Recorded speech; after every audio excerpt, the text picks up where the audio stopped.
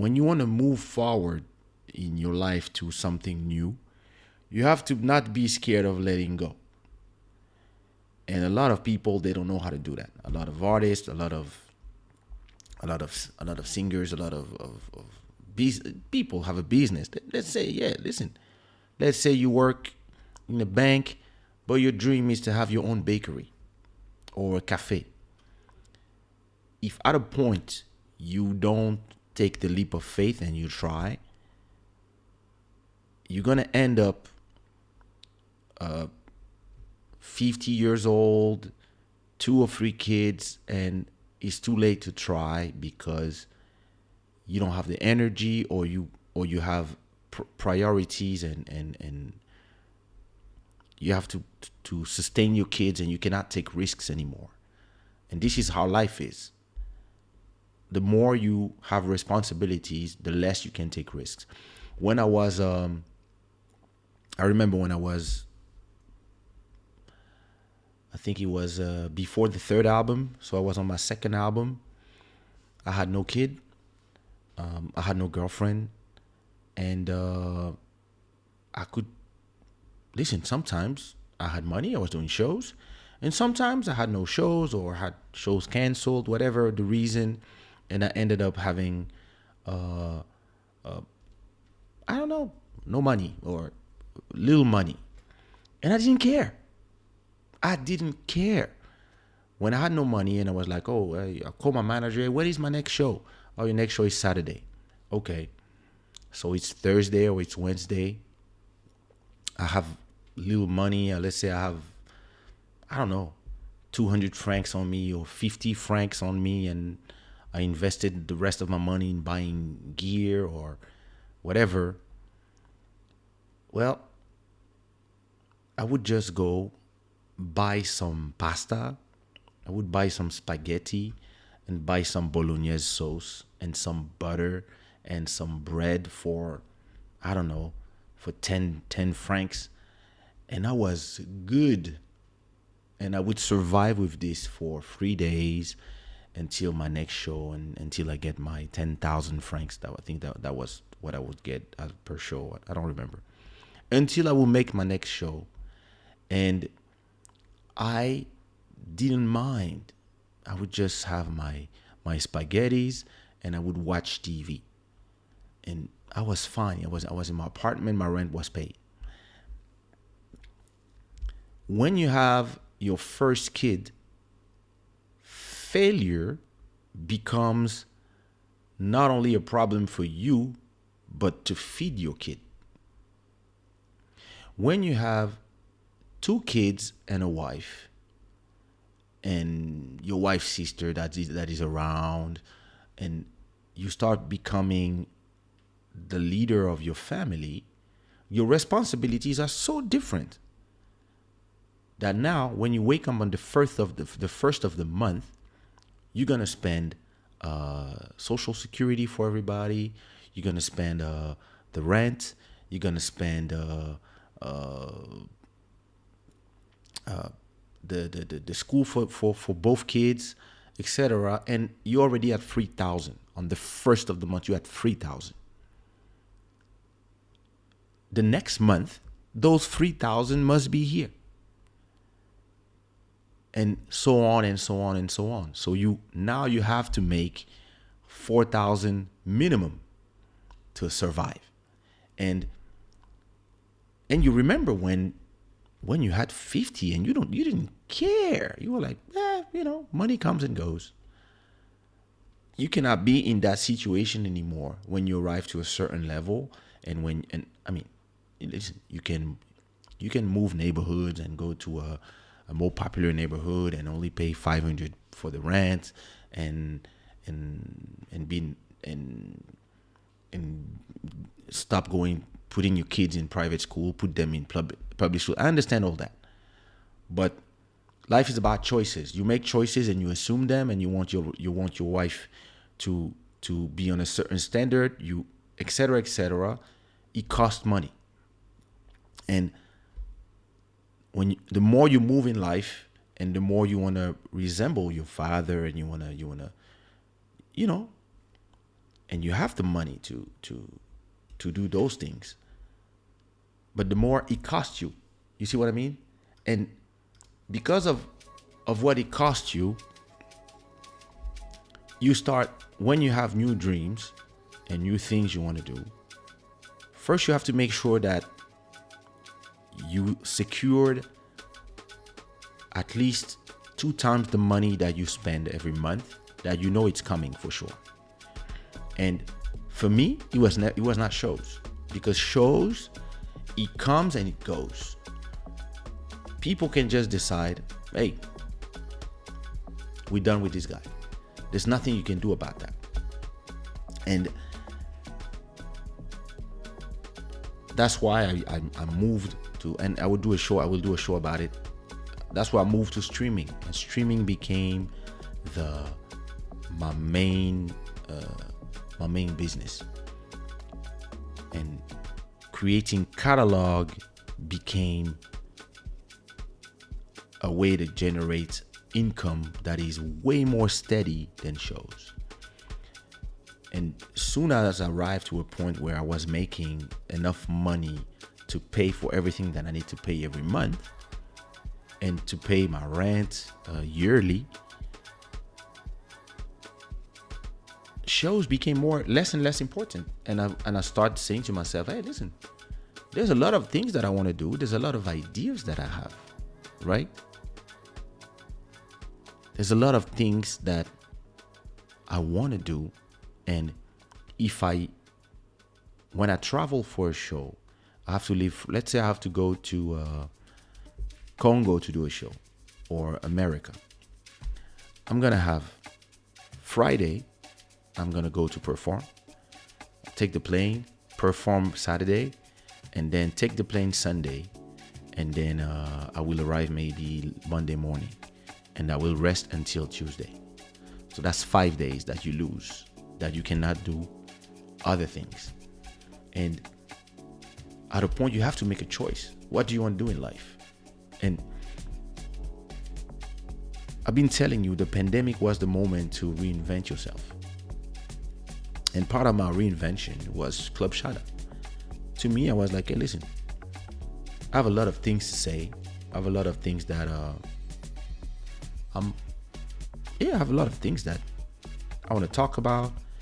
I want to share some knowledge and just have conversations. And it started like that. And then at a point, I was like, yo, this could become a business as well.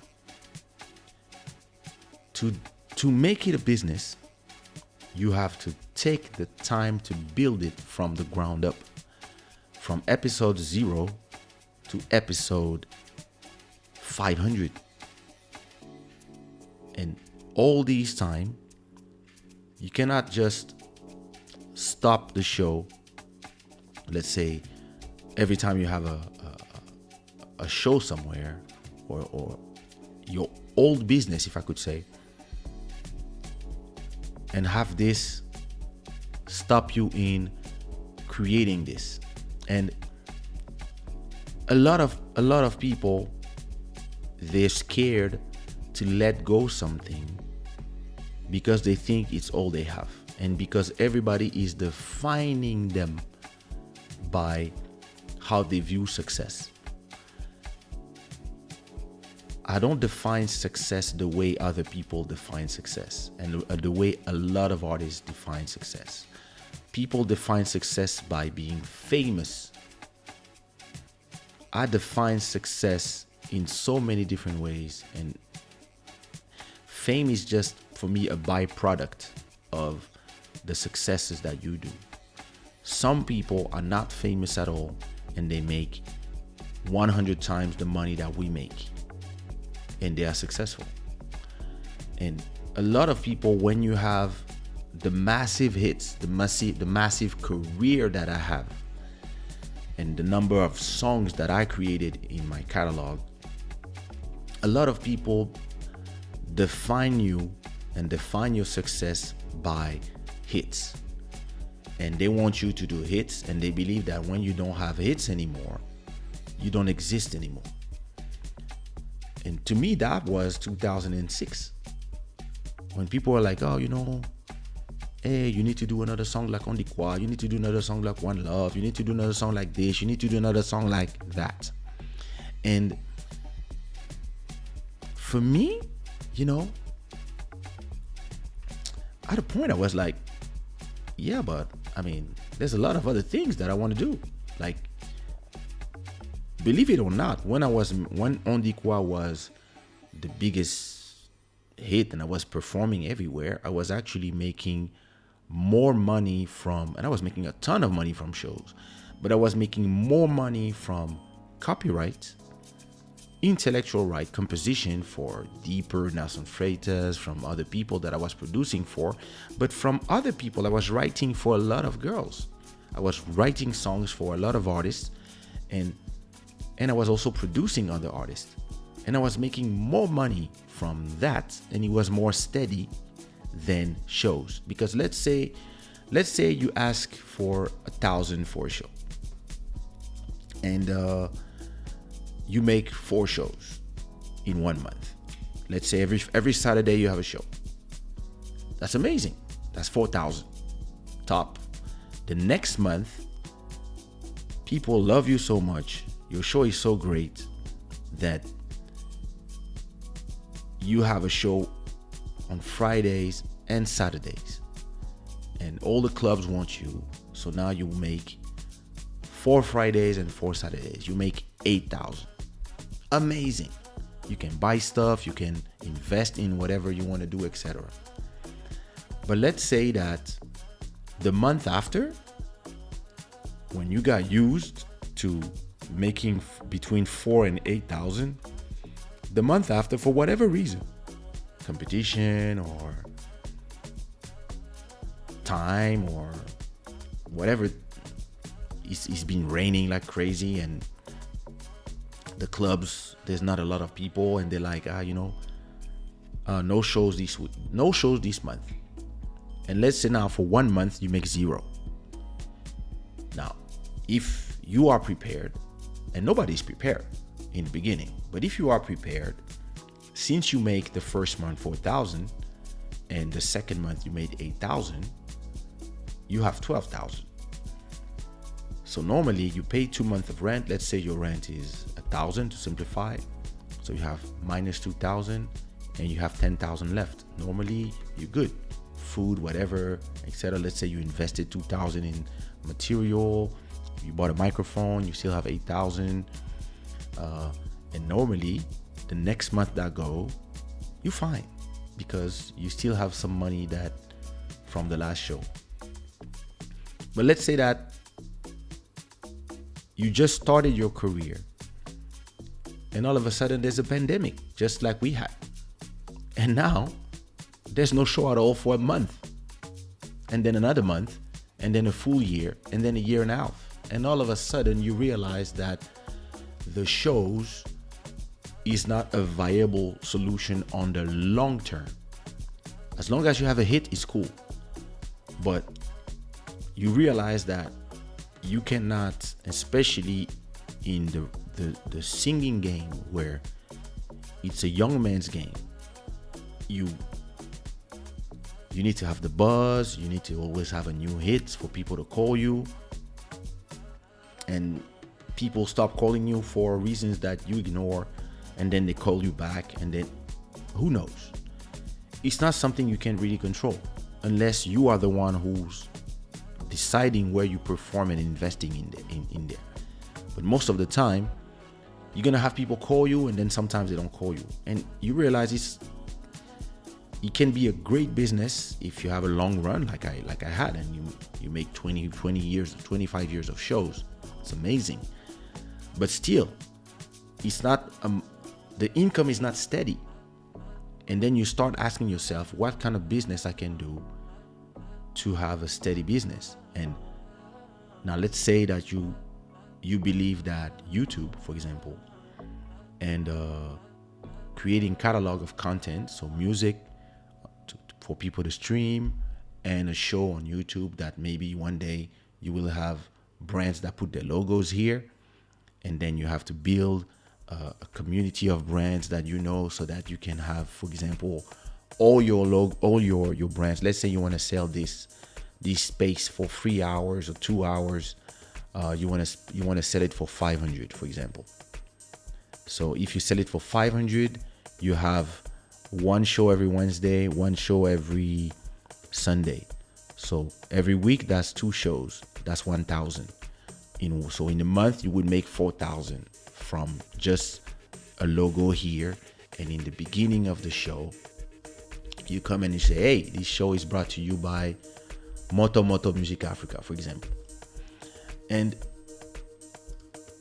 now you need to have this somebody or yourself. If you're a small one-man operation, you need to have this place sold every week.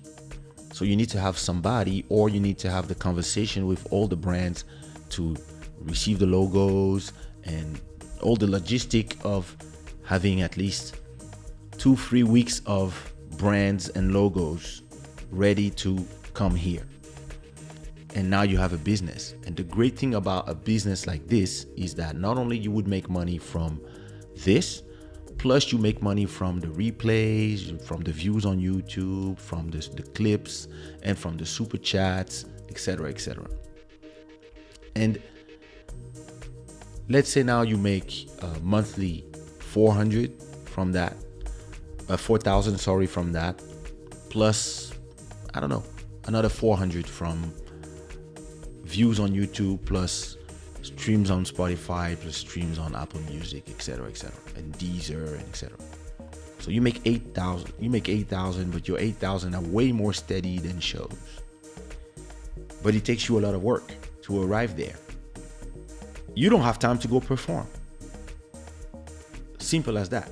And actually, it might excite you more than going to perform. It might be way more, it might be way more interesting to you than performing, especially if you've been performing for 20 years. And maybe, you want to start investing in different things and investing your time, because we all live the same life when it comes to time. There's 24 hours. In 24 hours, what can you do? And at a point, you decide what you want to do with your 24 hours. And then the money you make, you can invest it in going to perform, or you can invest it in stuff for the future. And it's choice. And some people, they want to perform forever and they don't care. Money comes and go. They love being on stage, etc., etc. They're good at it. It works as well. It's not a, but I believe that I know some people that were DJs and now they work in stocks and they work in the bank and they're super happy. And now they DJ for fun at home. And you're like, oh yeah, but you work for somebody, and they're like, no, I work for myself. I build my company for this, that, and yeah, listen, now I used to make good money from DJing, but now I make 10 times that money, and I love what I do. And whenever I want to DJ, I can DJ when I want, but now it's not my priority anymore. And you have to let yourself become that. And I have a lot of conversation with friends, and a lot of my friends in Africa, they keep telling me, yo, you need to be on Trace TV, you need this, you need a new hit so you can perform, we need to do a tour. And I'm like, I don't have nothing against performing, because I love to do it and I'm good at it, but it's not something that I need, because you guys are thinking that success is me being the Kaysha of Kaysha on Dikwa. But Kaysha on Dikwa was 2003. One Love was 2005. Music Quarian was 2003. Like, this is a lifetime ago. And if I want to do new things, I have to give myself the possibility to be less about performing and more about those things.